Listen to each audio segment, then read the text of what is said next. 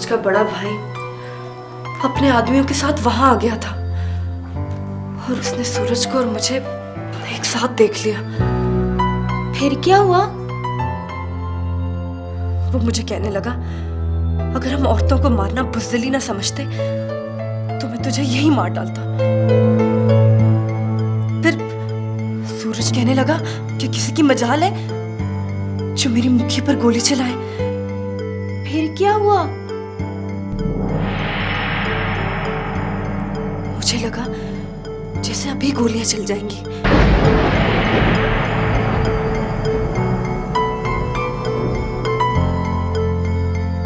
पर शुक्र है रब का, ऐसा कुछ नहीं हुआ और वो उसे वहां से ले गए और मैं घबराई घबराई सी अंधेरे में हवेली की तरफ आ गई। और फिर क्या हुआ?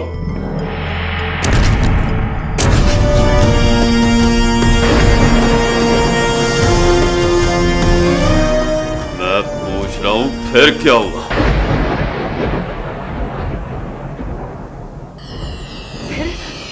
फिर लाले, फिर मेरी आंख खुल गई। तो तू ख्वाब सुना रही थी? और नहीं तो क्या? तो तूने क्या समझा कि मैं हकीकत बता रही हूँ? मैं तो यही समझा। वैसे लाले, कि तू बड़ा सवेरे सवेरे इतना बड़े ठंड के किधर जा रहा है? मेरी भाभी से मिलने जा रहा है ना? और नहीं, और तेरी भाभी से मिलने नहीं जा रहा, नीचे अब्बा से मिलने जा रहा हूँ। तेरी आवाज सुनी तो इधर आ गया। अब सुल्ताना, तू मुखी से बाद में बातें करी, मेरे जाके कपड़े इस्त्री कर ले। और मुखी, तू सारा दिन कमरे में ना बैठा कर, तू भी नीचे आ, ठीक है? जल्दी जल्दी जाओ, बच गए।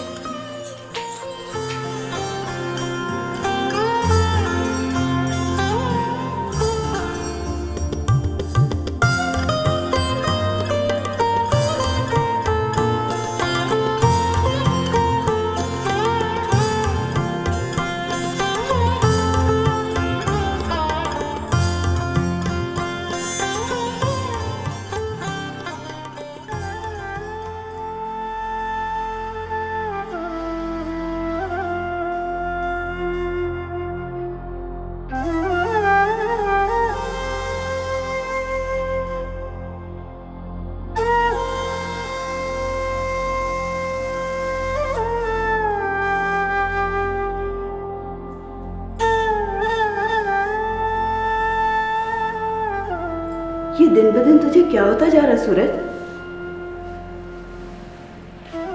मुखी के बगैर तुझे अपने बाप के हुक्म पर उसके खानदान वालों से लड़ना पड़ेगा और मुखी को पाने के लिए दुश्मनों के साथ साथ तुझे अपने बाप से भी लड़ना पड़ेगा।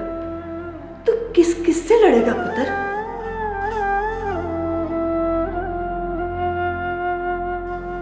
माँ जी, बरसों से हम नफरतों की लड़ाई लड़ रहे हैं, फिर मोहब्बतों की लड़ाई लड़ने में क्या हर्ज है? तू हार जाएगा पुत्र। जो हारने से डरते हैं, जीत तो उनका मुकद्दर कभी नहीं बन सकती। मैं मुखी के बगैर नहीं रह सकता। जरूरी तो नहीं पुत्र, इंसान जिसे चाहे उसे पाले। मोहब्बत कुर्बानी मांगती है। मुखी तेरे मुकद्दर में नहीं। सूरज इतना बेबस और बुज़दिल नहीं है। ये अपने और मुखी के दरमियान आने वाली नफरतों की दीवारों को अपना मुकद्दर समझ ले। मुखी सिर्फ मेरा मुकद्दर है, बस।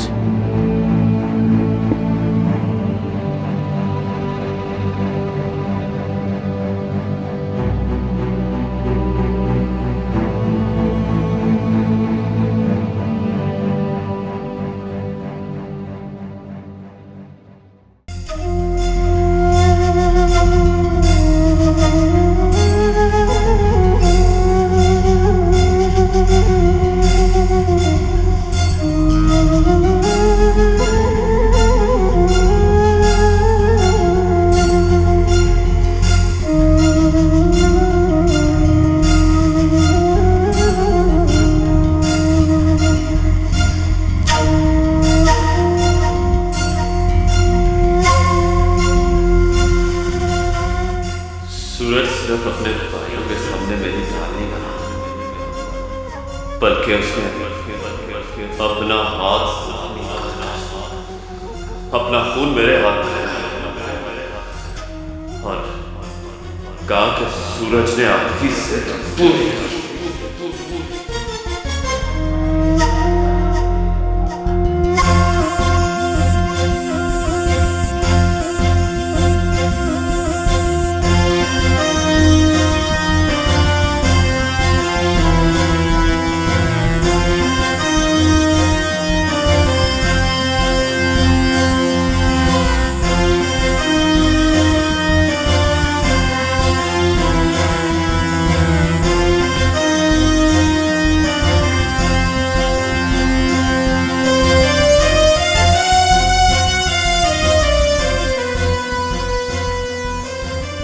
अब्बा, क्या सोच रहे हैं? कुछ नहीं पुत्र। अब्बा, एक बात करूं? हाँ हाँ कहो, क्या बात है? अब्बा, मैं चाहती हूँ आप लाले की शादी करके खुशी को इस हवेली में ले आए।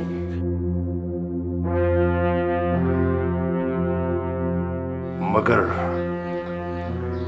शेर दिल की शादी से पहले उसके हाथों पे दुश्मनों का खून देखने की जिद थी ना आपकी।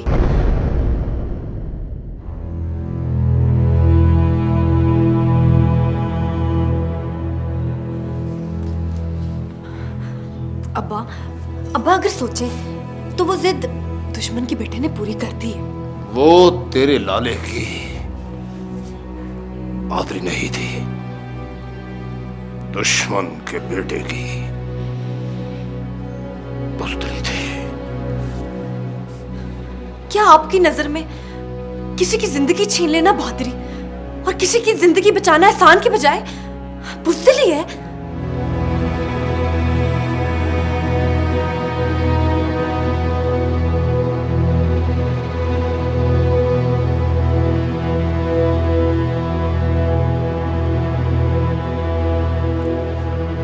अब्बा, आपने अपनी सारी जिंदगी दुश्मनी को दे दी, पर कुछ दिनों के लिए बाप बनकर औलाद की खुशी के बारे में सोचें। आप जानते हैं अब्बा, जब बेटा पैदा होता है ना, तो हर माँ उसे जवान तस्वर करती है और उसके सर पे सेहरा देखने की तमन्ना रखती है। मेरी माँ तो नहीं रही,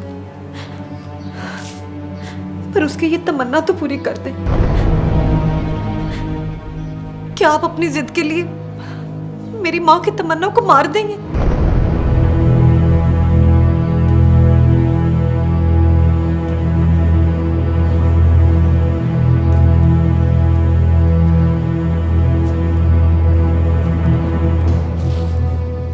नहीं मुख्य बेटी,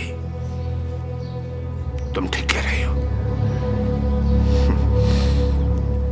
हम तुम्हारी मां की तमन्ना को कभी नहीं मरने देंगे, कभी नहीं मरने देंगे। हम कल ही जाकर दस्तूर अहमद से बात करेंगे और तुम्हारे भाई की शादी की तारीख पक्की करेंगे। सच अब्बा? हाँ बेटा।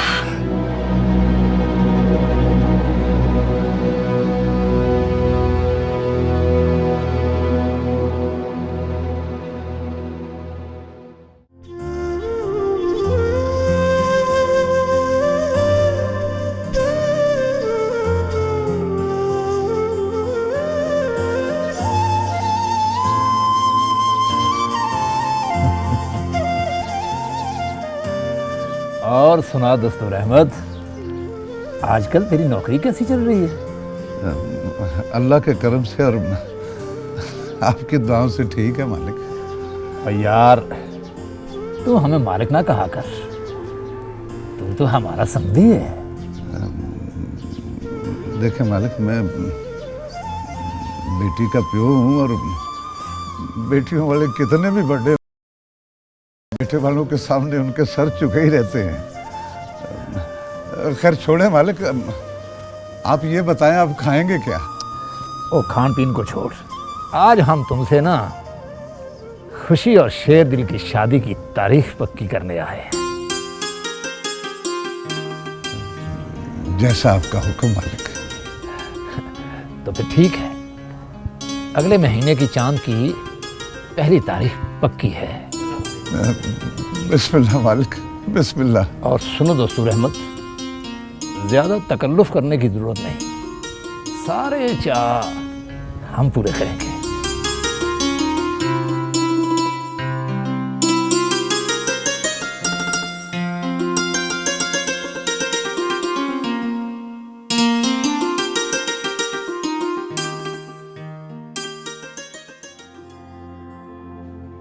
ओहो मुखी बीबी, अब तो आप खुश रहा करें ना।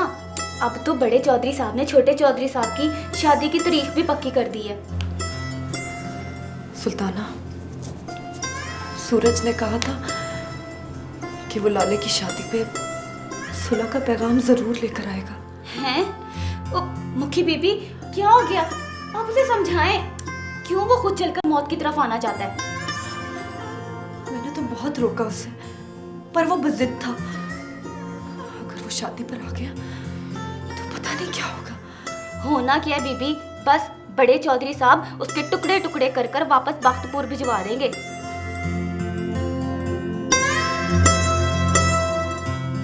किसी तरह आप उसे मिलकर उसे रोकें। कैसे मिलूं? कितने दिन गुजर गए हैं। हाँ, अब आप उसके बगैर उदास हो गई है ना। अजीब अजीब से ख्याल आते हैं दिल में। पता नहीं सूरज को क्या हो गया है। ये भी तो हो सकता है कि उसके घर वालों ने उसे आपसे मिलने से रोक दिया हो। शायद। और इसीलिए इतने दिनों से उसने अलाव भी नहीं जलाया। सूरजमुखी की मोहब्बत में रिश्तों की कोई दीवार खड़ी नहीं हो सकती।